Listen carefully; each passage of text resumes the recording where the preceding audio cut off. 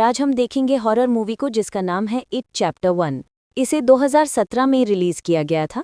ये मूवी इतनी सुपरहिट हुई थी कि उस टाइम की सबसे ज्यादा कमाई करने वाली R-रेटेड फिल्म बन गई थी। और ये मूवी बेस्ड है स्टीवन किंग की बेस्ट सेलिंग नॉवल इट पर, जिस पर 1990 में भी एक मिनी टीवी सीरीज बनाई गई थी। इस कहानी को 2 चैप्टर में डिवाइड किया गया है, जिसका विलन है पेनीवाइज द डांसिंग क्लाउन। तो चलिए जानते हैं इस मूवी की कहानी को बिना किसी देरी के। कहानी की शुरुआत 1988 में डेरी नाम के एक छोटे टाउन से होते हैं। हम बिली और उसके छोटे भाई जॉर्जी को देखते हैं।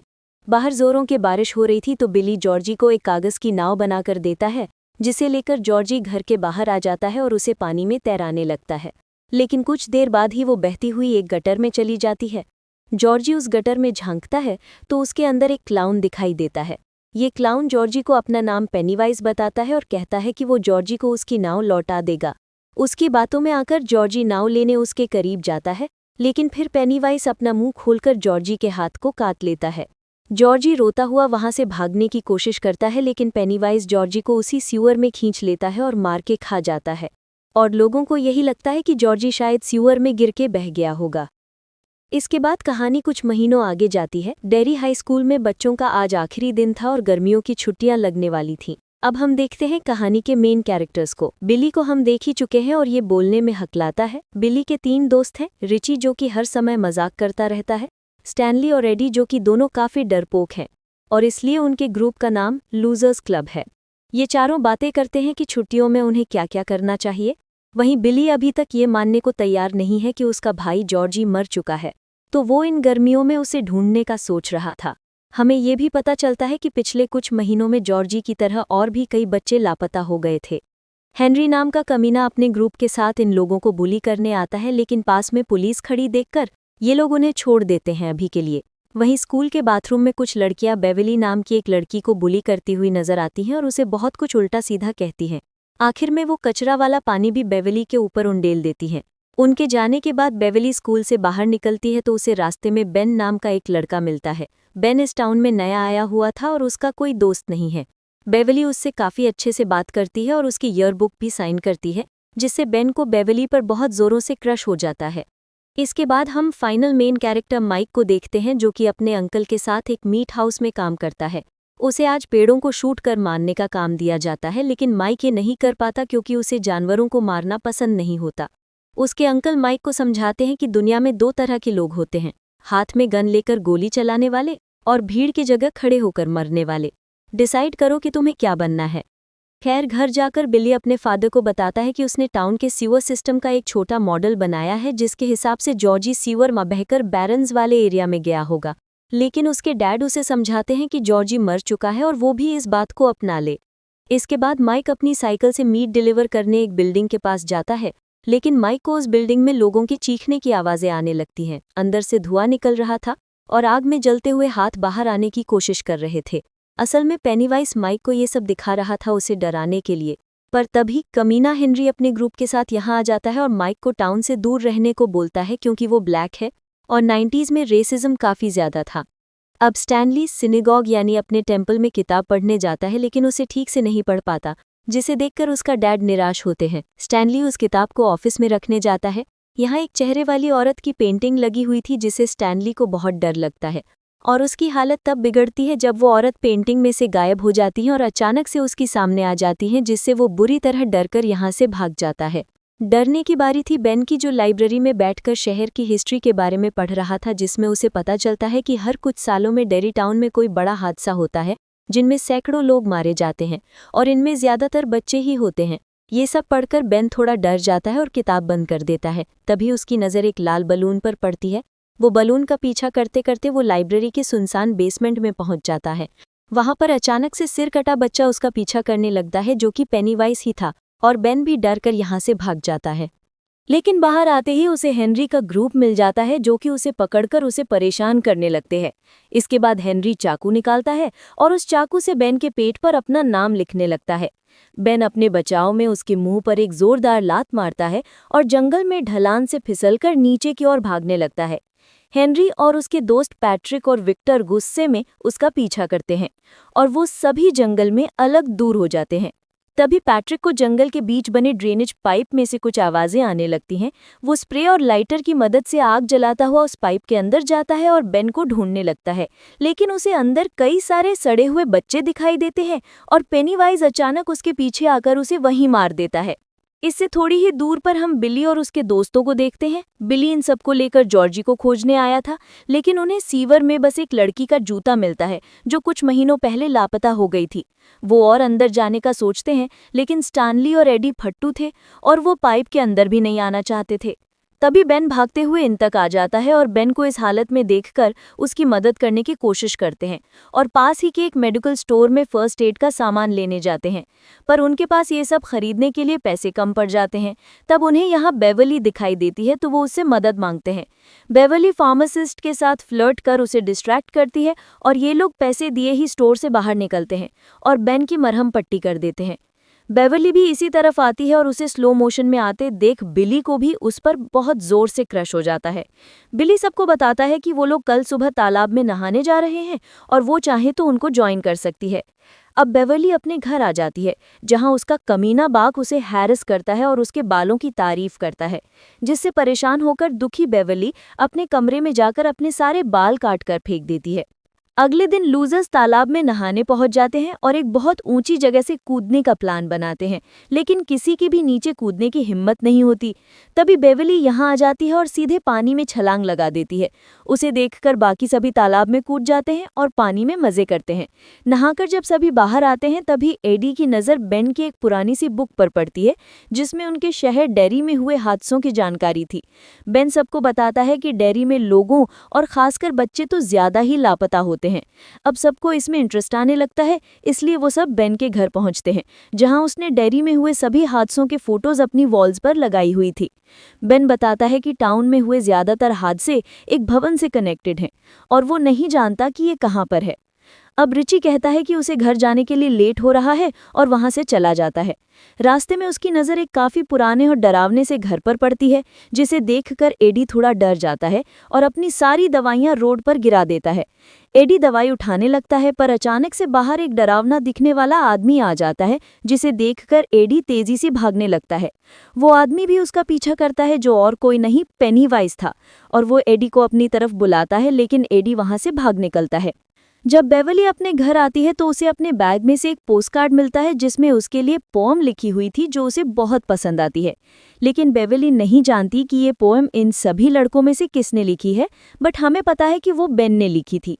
तभी उसे बेसन में से कुछ आवाजें आने लगती हैं और वो उसे देखने झुकती है। अंदर उसे कई सारे बच्चों की आवाजें आ रही थी, जो बेवर्ली को भी नीचे बुला रहे थे, ये कहकर कि नीचे वो भी उड़ने लगेगी। बेवर्ली इंच टेप बेसन में डालती है उसकी गहराई नापने के लिए, लेकिन टेप के साथ खून से सने उसी के बाल उस टेप के साथ बाहर आ रहे थे, जो कि बेवर्ली को पकड़कर बेसन में खींचने लगते हैं और आखिरकार बेसन में से खून का फव्वारा बहने लगता है और देखते ही देखते बेवर्ली और पूरा पोर्शन खून से लाल हो जाता है। बेवर्ली चिल्लाना शुरू कर देती है। उसकी आवाज़ सुन उसका डैड वहां आता है और पूछता है कि तुम इतना क्यों चिल्ला रही हो। असल में ये खून उसका डैड नहीं देख पा रहा था और बेवर्ली को पागल बोलकर चला जाता है। अब डरने की बारी बिली की थी। रात के समय उसे अपना छोटा भाई जॉर्जी घर में भागते हुए नजर आता है। बिली उसका पीछा करते हुए बेसमेंट में जाता है, जहां जॉर्जी बिली को भी अपने साथ चलने को बोलता है कि वो भी उसके जैसे ही हवा में तैरने लगेगा। लेकिन ये भी पेनीवाइज का ही एक रूप था, जो कि दौड़कर बिली की तरफ आता है, लेकिन बिली यहां से निकल लेता है। अगले दिन बेवर्ली सभी दोस्तों को अपने घर बुलाती है और अपना बाथरूम दिखाती है। ये सभी भी सारा ब्लड देख पा रहे थे। इसके बाद सब मिलकर बाथरूम की सफाई करने में लग जाते हैं। इसी बीच बेन देखता है कि बेवर्ली बिली में इंटरेस्टेड है, तो उसका दिल टूट जाता है। बेवर्ली को तो ये भी लग रहा था कि वो पोएम बिली ने उसके लिए लिखी थी, लेकिन जब वो बिली से इसके बारे में पूछती है तो बिली कहता है कि उसे पोएम का पी भी नहीं आता। सफाई पूरी होने के बाद सभी एक दूसरे को बताते हैं कि उन्हें डरावनी चीजें और एक विभिन्न रूप की लाश दिखाई दे रहा है। सिर्फ रिची ही था जिसके साथ अभी तक ऐसा कोई इंसिडेंट नहीं हुआ था। तभी उनकी नज़र हेनरी की कार पर पड़ती है और उन्हें वहां माइक की साइकिल भी दिखाई देती है। वो समझ जाते हैं कि हेनरी अब माइक को परेशान कर रहा होगा और वो उसकी मदद करने आ जाते हैं। हेनरी और उसके दोस्त माइक को काफी ज्यादा टॉर्चर कर रहे थे। इसी समय माइक को पेनीवाइज भी दिखता है, जो झाड़ियों से हाथ हिला रहा था किसी और का। तभी बिली और उसके दोस्त मिलकर बुलीज पर पत्थर बरसाना शुरू कर देते हैं। दोनों साइड से पत्थरबाजी होने लगती है, जिसकी वजह से हेनरी के दोस्त उसे छोड़कर वहां से भाग जाते हैं। इसके बाद ये लोग माइक को भी अपने लूजर्स क्लब में शामिल कर लेते हैं और माइक भी इन्हें बताता है कि उसे भी एक विभिन्न रूप की लाश दिखाई देता है। अब बेन कहता है कि इन सब के पीछे कोई तो कारण है, क्योंकि हर 27 इयर्स के बाद डेरी टाउन में कोई हादसा होता है जिसमें कई लोग गायब हो जाते हैं या तो मर जाते हैं, और इन सब के पीछे जरूर उसी क्लाउन का हाथ है। और वो इन्हें वही चीजें दिखाता है जिससे इन्हें सबसे ज्यादा डर लगता है, जैसे कि एडी के लिए बीमार आदमी यानी कि इन्फेक्शन, स्टैनली को पेंटिंग वाली औरत। माइक बताता है कि उसके पेरेंट्स की मौत एक बिल्डिंग में जलकर हुई थी और वो इसमें बाल बाल बच गया था। पूछने पर रिची भी बताता है कि उसे तो बस क्लाउन सबसे ज्यादा डर लगता है। इसके बाद ये सभी बिली के गैराज में जाते हैं और एक प्रोजेक्टर के जरिए डेरी का सीवर मैप देखते हैं, और उन्हें पता चलता है कि हर हादसा किसी न किसी सीवर के पास हुआ है।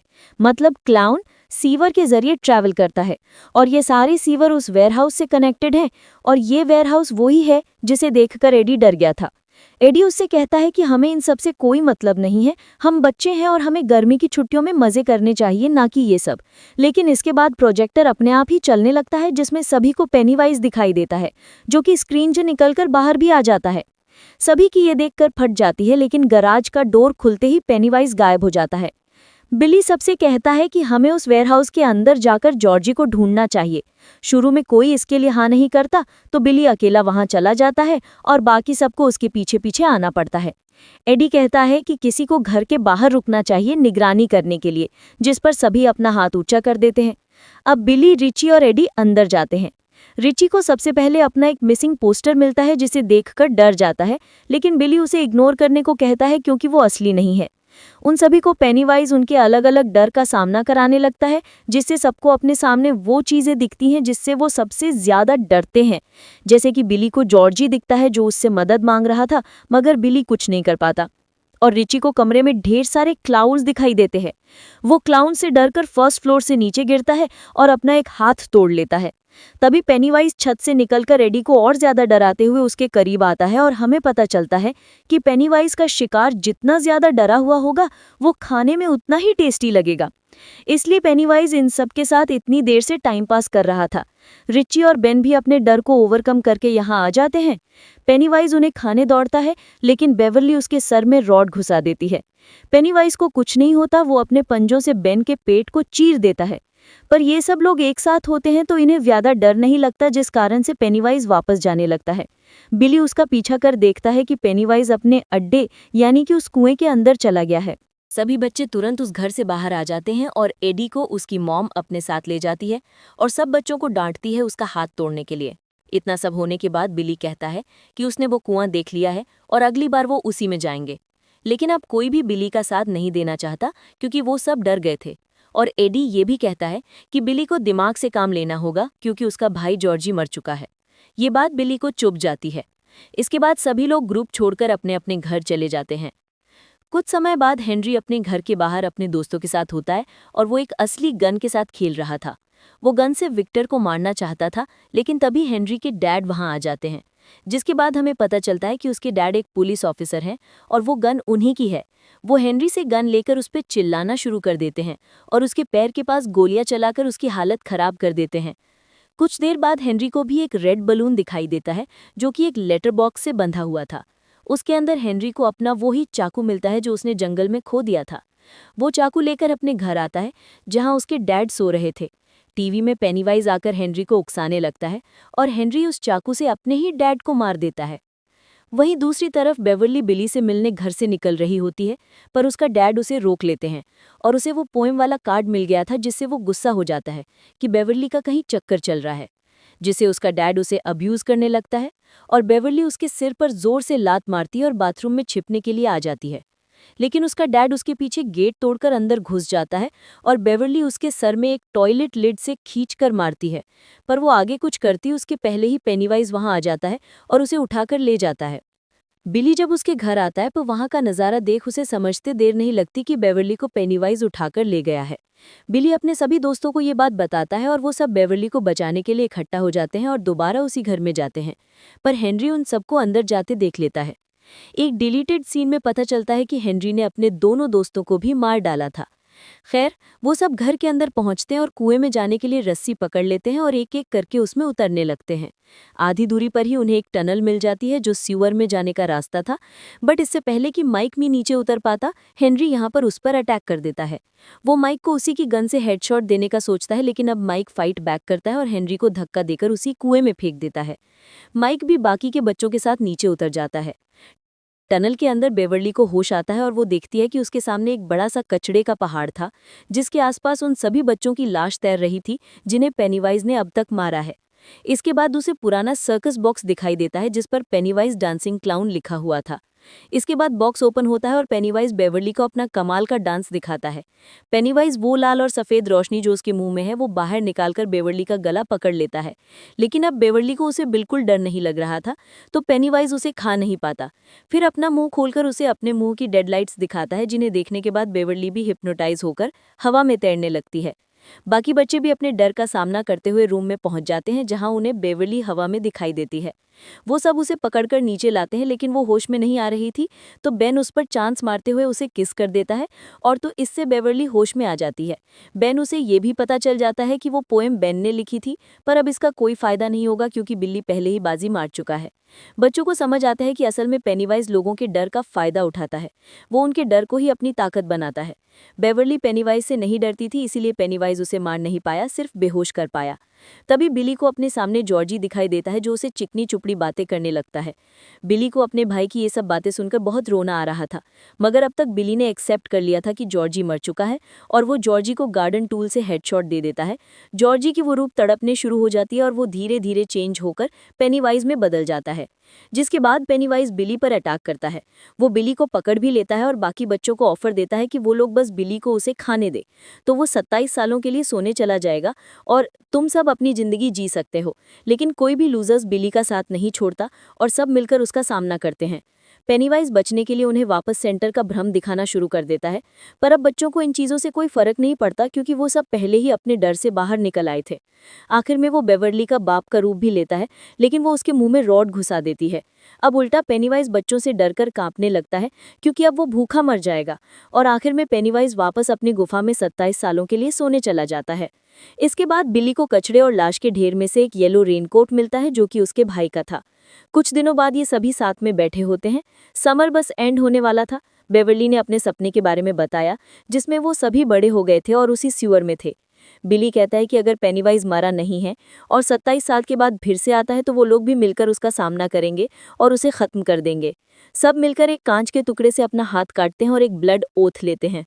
इसके बाद सभी एक एक करके अपने अपने घर जाने लगते हैं। बेवर्ली को आज याद आती है कि वो टाउन छोड़कर जा रही है क्योंकि वो अपने आंट के साथ रहेगी और इसी के साथ 8 चैप्टर 1 यहीं पर एंड हो जाता है।